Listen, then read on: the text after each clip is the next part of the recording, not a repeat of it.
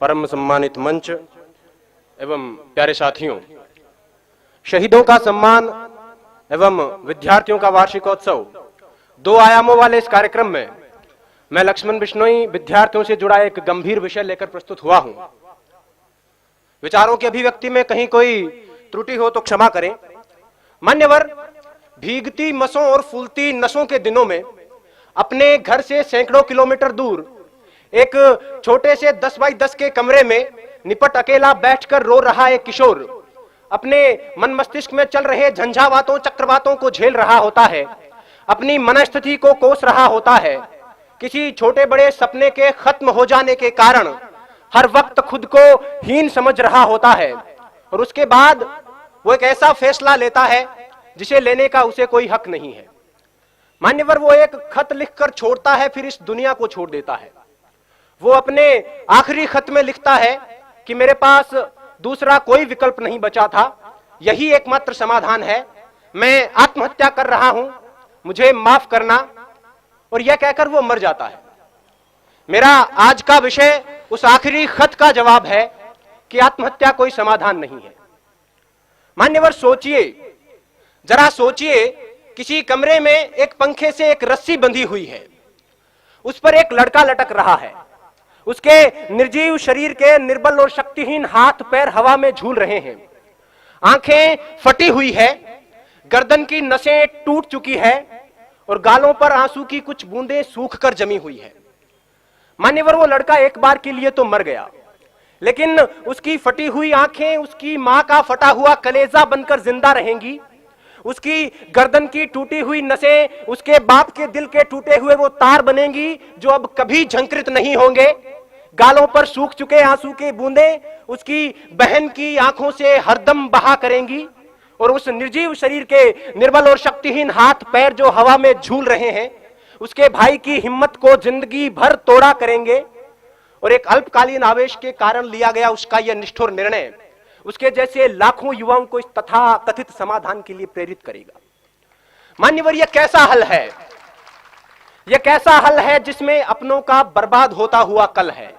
खुदकुशी करने वाला इंसान खुद तो एक बार मर जाता है, लेकिन उसके यार दोस्त, उसके घर परिवार के लोग, उसके रिश्ते नाते के लोग बार बार मरा करते हैं। वो हर वक्त खुद को अपराधी समझते हैं और इस संतरास के कारण वो जीते जी मरे हुए के समान होते हैं। मान्यवर, मुझे यह विषय इसलिए उठाना पड़ा क्योंकि पिछले 2 साल में भारत में 4000, राजस्थान में 150, इस शहर में 9 और यहां तक कि इस महाविद्यालय में 5 विद्यार्थी खुदकुशी कर चुके हैं, जिनमें से 3 मेरे अजीज मित्रों में शामिल थे। और इनमें से लगभग 80% आत्महत्याएं छोटी मोटी अकादमिक विफलता के कारण किया गया आत्मघात थी। इन आंकड़ों से उठती हुई चीखें इस विषय की आवाज को उठाना चाहती है। डॉक्टर्स और मनोवैज्ञानिकों का यह कहना है कि अगर उन तक सही वक्त पर किसी प्रकार की मदद, सहानुभूति और मार्गदर्शन पहुंचता तो उनकी जान बचाई जा सकती थी।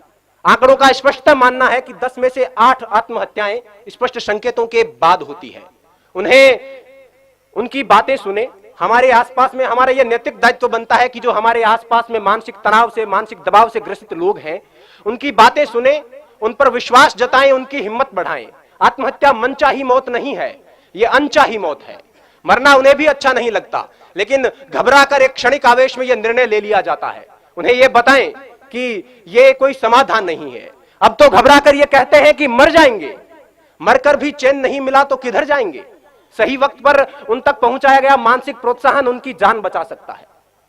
जो खुदकुशी करना चाहते हैं उनके लिए मेरा यही संदेश है कि जब कभी यह लगने लगे कि अब तो बस आत्महत्या ही एकमात्र उपाय है, खुदकुशी ही एकमात्र समाधान है, तब अपनी आंखें बंद करके अपनी भविष्य दृष्टा कल्पना शक्ति से अपनी मौत का मंजर देखिए।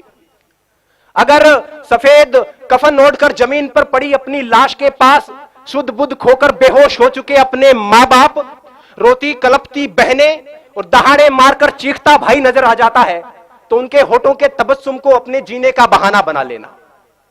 अपने शोक, अपने सपने जो आपकी मौत के साथ किसी और मायने में पूरे हो रहे हैं, उन्हें पूरे करने को अपने जीने का बहाना बना लेना। अपनी कला को विस्तार देने को, आगे के जीवन को निहार लेने को, दूसरों को उपकार देने को कोई भी बहाना बना लेना। जीने के बहाने लाखों हैं।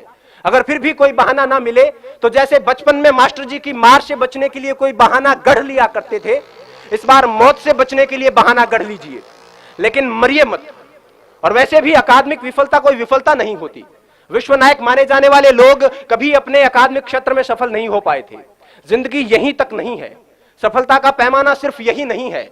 महात्मा Gandhi, Gurudev Rabindranath Tagore, Thomas Alva Edison, Newton, Steven Spielberg, Mark Zuckerberg, Sachin Tendulkar, Bill Gates अपनी स्कूल कॉलेज की परीक्षाओं में कभी सफल नहीं रहे थे, लेकिन जीवन में अपने अपने क्षेत्र में उत्कर्ष तक पहुंचे, पराकाष्ठाओं तक पहुंचे।